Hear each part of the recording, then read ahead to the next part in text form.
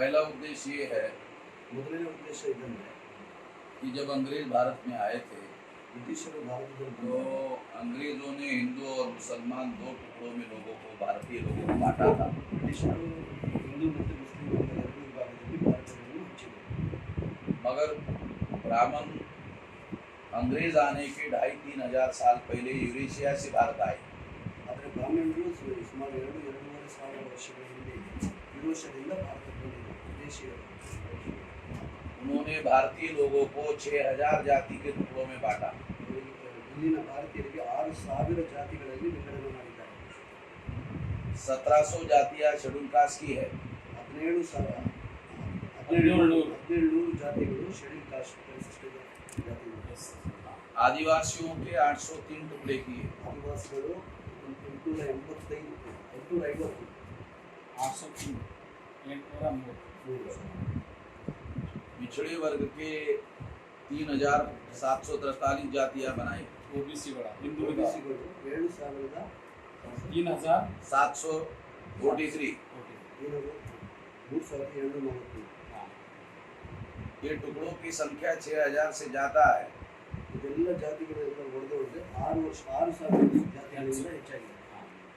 मगर हम लमसम 6000 मानकर चलते हैं। ಟೋಟಲ್ 6,000 ಅಂತ ನಾವು ನಂಬ್ಕೊಂಡು ಹೋಗ್ತಾ ಇದ್ದೀವಿ ಜಾತಿಗಳನ್ನು. इन टुकड़ों को जगाना, ಈ ಜಾತಿಗಳನ್ನು ಸೇರಿಸಬೇಕು, ಎಚ್ಚರಿಸಬೇಕು ಅಂತ. जगे हुए लोगों को जोड़ना, ಎಚ್ಚೆತ್ತುಕೊಳ್ಳುವ ಜನರಿಗೆ ಅವರಿಗೆ ಕೂಡಿಸಬೇಕಂತ. जोड़कर शक्ति का निर्माण करना, ಅವರನ್ನು ಜೊತೆಗೂಡಿಸಿ ಒಂದು ಶಕ್ತಿ ನಿರ್ಮಾಣ ಮಾಡಬೇಕಂತ. शक्ति का उपयोग और प्रयोग आज़ादी हासिल करने के लिए करना। ಮತ್ತೆ ಆ ಶಕ್ತಿಯನ್ನು ಸ್ವತಂತ್ರ ಗಳಿಸೋದಕ್ಕಾಗಿ ಅದನ್ನು ಉಪಯೋಗಿಸಬೇಕು. 15 अगस्त को अंग्रेज नाम का विदेशी चला गया। 15 ಆಗಸ್ಟ್ 1947ಕ್ಕೆ ಬ್ರಿಟಿಷ್ ಎಂಬ ವಿದೇಶಿಯರು ಹೊರಟೋಗಿದ್ರು.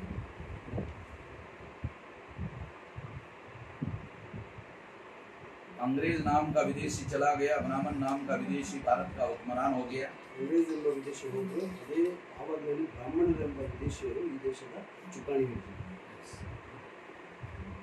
ब्राह्मणों ने झूठा प्रोपोगंडा किया, भारत आजाद हो गया। ಬ್ರಾಹ್ಮಣರು ಒಂದು ಸುಳ್ಳು ಪ್ರಚಾರ ಮಾಡಿದ್ರು, ಭಾರತ ಸ್ವತಂತ್ರ ಆಯ್ತು.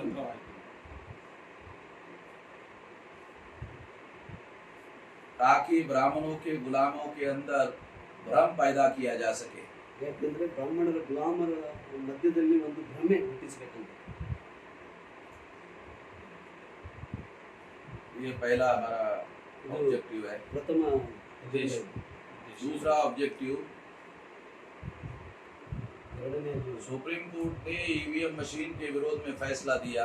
ಸುಪ್ರೀಂ ಕೋರ್ಟ್ ಇವಿಎಂ ಹಗರಣದ ವಿರುದ್ಧ ತೀರ್ಪು ಕೊಟ್ಟಿದ್ದಾರೆ. सुप्रीम कोर्ट ने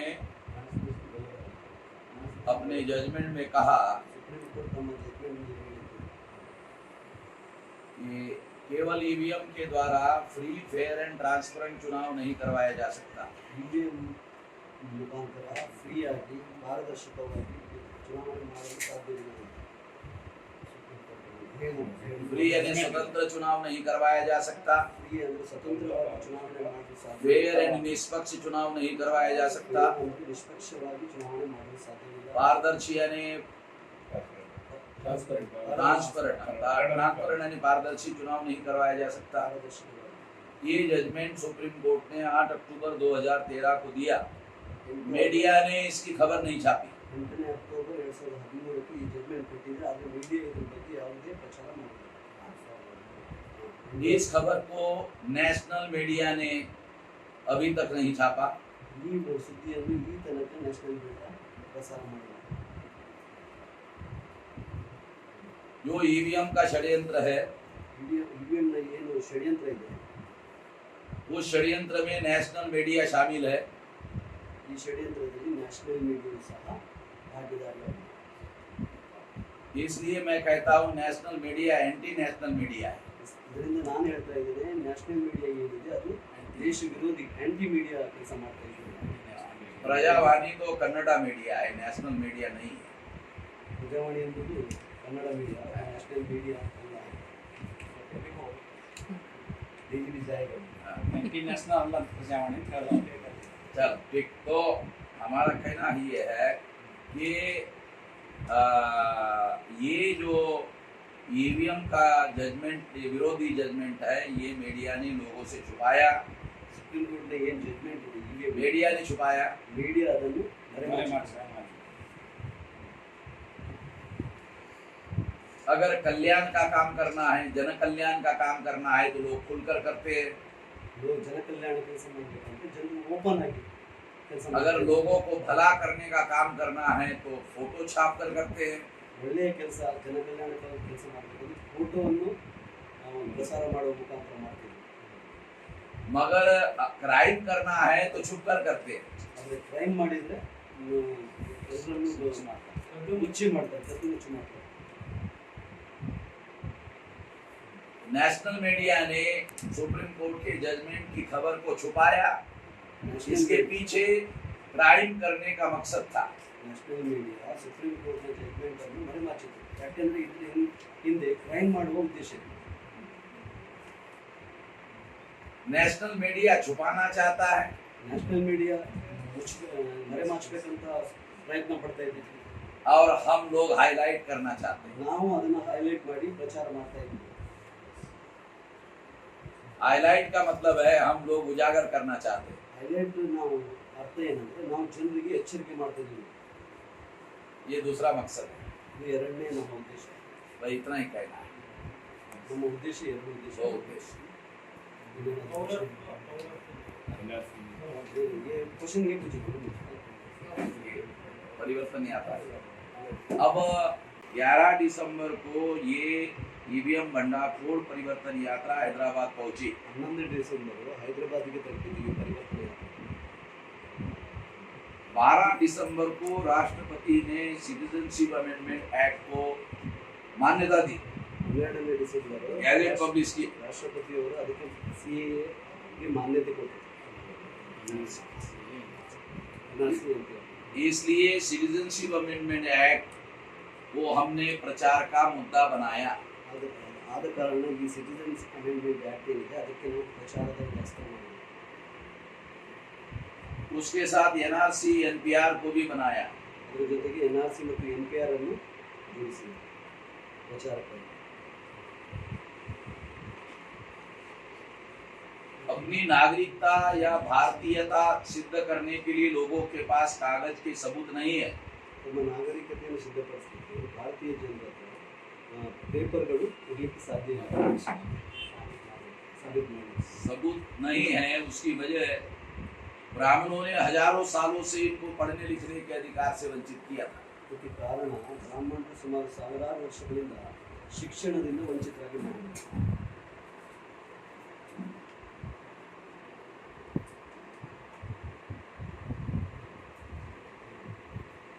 इसलिए डीएनए बेस एनआरसी होनी चाहिए।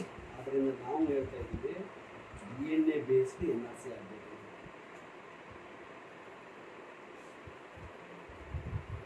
सुप्रीम कोर्ट कहता है डीएनए सबसे बेहतरीन सबूत है। ಸುಪ್ರೀಂ ಕೋರ್ಟ್ ಹೇಳ್ತದೆ DNA ಎಲ್ಲಕ್ಕಿಂತ ಉತ್ತಮವಾದ ಸಾಕ್ಷಿ. सही सटीक साक्ष्य है।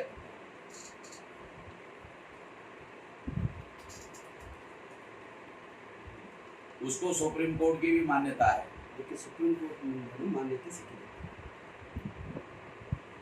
जिसे सुप्रीम कोर्ट को की मान्यता है उसके आधार पर एनआरसी करने के लिए हम कह रहे हैं। हमने भारत बंद करवाया था। ಇದಕ್ಕಾಗಿ ನಾವು ಭಾರತ್ ಬಂದ್ ಮಾಡಿದ್ದೀವಿ.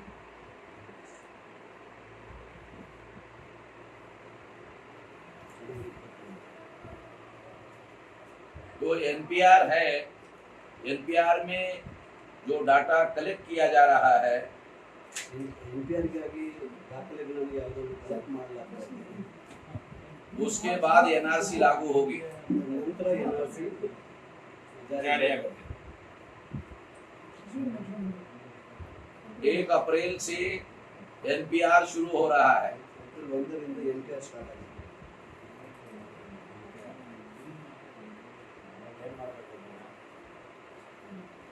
यह जुलाई तक चलेगा। ಜುಲೈವರೆಗೂ ನಡೆಯುತ್ತೆ. 31 जुलाई तक चलेगा।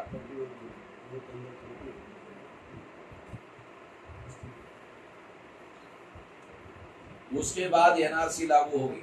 ನಂತರ ಎನ್ಆರ್ಸಿ ಜಾರಿ ಬರ್ತದೆ।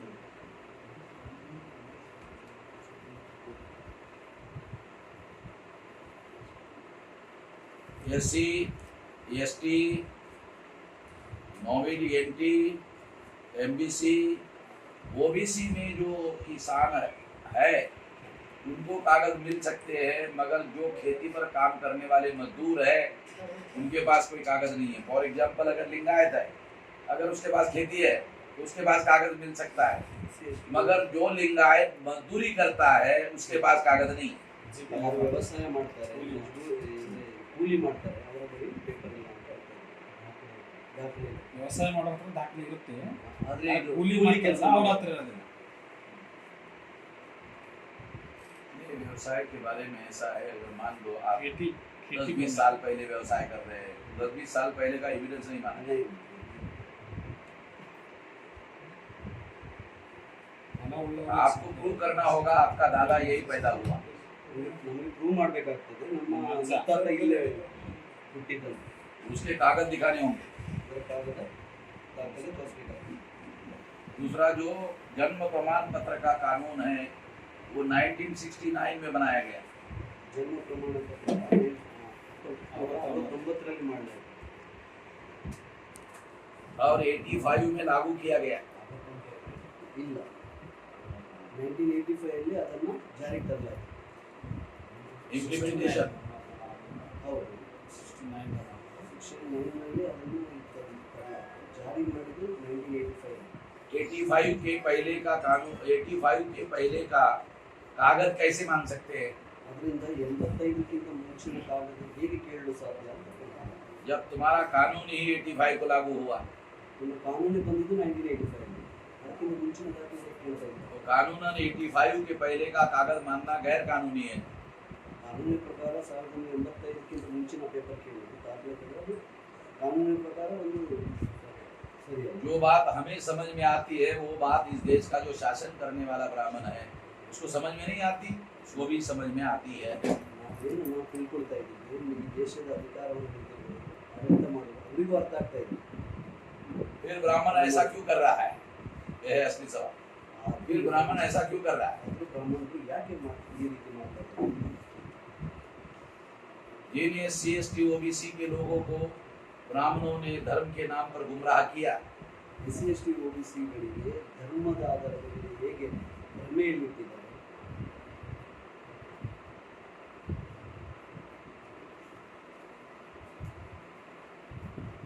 जो SC, ST, OBC है और जो SC, ST, OBC नहीं है, मान लो लिंगायत है, तो लिंगायत तो SC, ST, OBC में नहीं है, ಎಸ್ಸಿ ಎಸ್ ಟಿ OBC ಅದಲ್ಲದೆ तो उसको उन्होंने गुमराह करके रखा है। ಲಿಂಗಾಯತರನ್ನು ಅವರು ಗುಮ್ರಾಹ್. ಬ್ರಹ್ಮನಿರಸ तो वो गुमराह किए हुए लोग और जागृत लोगों के बीच में लड़ाई लगाने का कार्य है। ಇವರನ್ನು ದಾರಿ ತಪ್ಪಿಸಿ ಜಾಗೃತರಾಗಿರುವ ಮತ್ತು ಈ ದಾರಿ ತಪ್ಪಿರುವವರ ಮಧ್ಯೆ ಜಗಳ ಮಾಡುವಂತ ಕೆಲಸ ಈ ಬ್ರಾಹ್ಮಣರು ಮಾಡ್ತಾರೆ।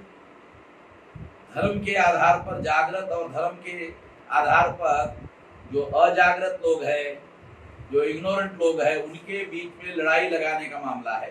ಧರ್ಮದಲ್ಲಿ ಜಾಗೃತರಾಗಿರುವಂತ ಮತ್ತು ಧರ್ಮದ ಹೆಸರಿನಲ್ಲಿ ಜಾಗೃತ ಆಗದೇ ಇರುವಂತ ಅವರ ಮಧ್ಯೆ ಒಂದು इससे क्या होगा?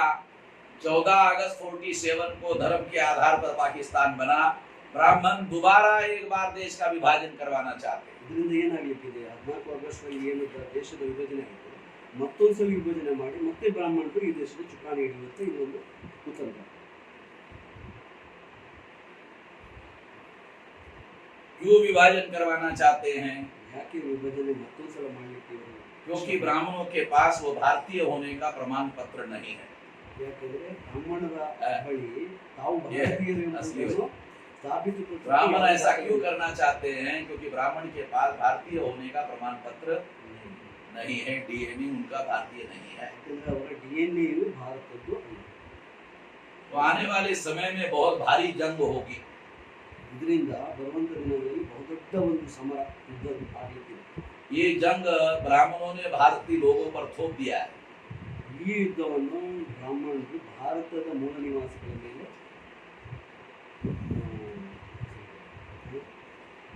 ಹೇರಿದ್ದಾರೆ. थोप दिया है। ಹೇರಿದ್ದಾರೆ. अब मूल निवासियों को ये जंग लड़ने के अलावा कोई विकल्प नहीं है। ಅದರಿಂದ ಈ ಮೂಲ ನಿವಾಸಿಗಳಿಗೆ ಹೋರಾಟದ ಅಥವಾ ಯಾವುದೇ ದಾರಿ ಇಲ್ಲ ವಿನಃ ಹೋರಾಟದ ವಿನಃ ಯಾವುದೇ ದಾರಿ ಇಲ್ಲ.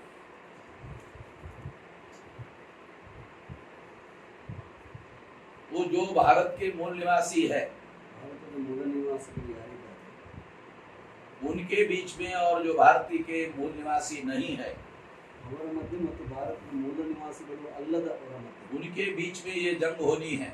ಅವರ ಮಧ್ಯೆ ಈ ದೊಡ್ಡ ಸಮರ ಯುದ್ಧ ಆಗಲಿಕ್ಕೆ ಬರುವಂಥ ದಿನಗಳು.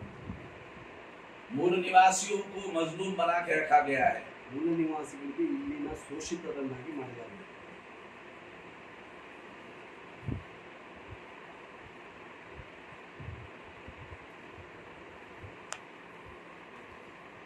जैन को जबरदस्ती हिंदू बना के रखा, ಜೈನರಿಗೆ ಬಲವಂತವಾಗಿ ಹಿಂದೂ ಎಂಬ ಪಟ್ಟವನ್ನು ಕಟ್ಟಿದ್ದಾರೆ. बुद्धिस्ट को जबरदस्ती हिंदू बना के रखा, ಬುದ್ಧಿಸ್ಟರಿಗೂ ಅದೇ ರೀತಿ ಬಲವಂತವಾದ ಪಟ್ಟ ಕಟ್ಟಿದ್ದಾರೆ. सिख को जबरदस्ती हिंदू बना के रखा, ಸಿಖ್ಗಳಿಗೂ ಅದೇ ರೀತಿಯ ಬಲವಂತವಾದ ಹಿಂದೂ ಎಂಬುದನ್ನು ವಾದ ಮಾಡ್ತಾರೆ. भागवत कहता मुसलमान भी हिंदू है। ಭಾಗವತ ಹೇಳ್ತಾರೆ ಮುಸ್ಲಿಮರು ಸಹ ಹಿಂದೂಗಳು. लिंगायत कहते हैं नहीं नहीं हम हिंदू नहीं है, फिर भी वो कहते हैं नहीं नहीं तुम हिंदू ही हो। ಲಿಂಗಾಯತರು ಹೇಳ್ತಾರೆ ನಾವು ಹಿಂದೂಗಳಲ್ಲ, ಆದರೆ ಭಾಗವತ ಅಥವಾ RSS ಹೇಳ್ತಿದ್ರೆ ನಾವು ನೀವಲ್ಲ ನೀನು ಹಿಂದೂಗಳು. क्रिश्चियन को भी कहते हैं हिंदू है। ಕ್ರಿಶ್ಚಿಯನ್ರು ಸಹ ಹಿಂದೂಗಳು ಅಂತ ಈ RSS ಭಾಗವತ ಹೇಳ್ತಾರೆ. तो जिनको जबरदस्ती हिंदू कहा जा रहा है वो मजलूम है। ಯಾರಿಗೆ ಬಲವಂತವಾಗಿ ಹಿಂದೂ ಅಂತ ಹೇಳ್ತಿದ್ರು ಅವರೆಲ್ಲರೂ ಶೋಷಿತರು.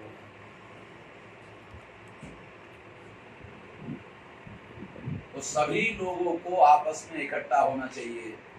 ಎಲ್ಲ ಶೋಷಿತರು ತಮ್ಮೊಳಗೆ ಒಂದಾಗುವಂತ ಕೆಲಸ ಆಗಬೇಕಾಗಿದೆ.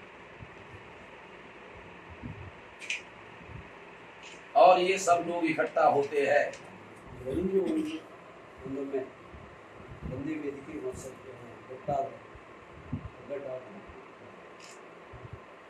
सारे लोग अगर इकट्ठा होते हैं और इकट्ठा होने के बाद पेशाब करते हैं ಒಗ್ಗಟ್ಟಾದ तो लोग ब्राह्मण लोग बह जाएंगे। ಎಲ್ಲರೂ ಊಟ ಮಾಡಿದ್ದಾರೆ. ಈ ಬ್ರಾಹ್ಮಣರು ಬಡ್ಕೊಂಡು ಹೋಗ್ತಾರೆ.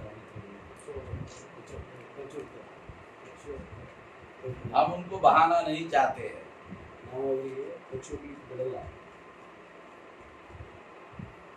उनकी इच्छा बह के जाने की समंदर में मिलने की है। ಅವ್ರದ್ದೇ ಇಚ್ಛೆ ಇದೆ ಹೋಗಿ ಸಂಬಂಧದಲ್ಲಿ ಯಾಕೆ? ಸೇರ್ಬೇಕು. हम ऐसा नहीं चाहते हैं, हम इंसान को इंसान मानते हैं। ನಾವು ಮನುಷ್ಯನೇ ಅಂತ ಭಾವಿಸ್ತೀವಿ. ऐसा नहीं कहते।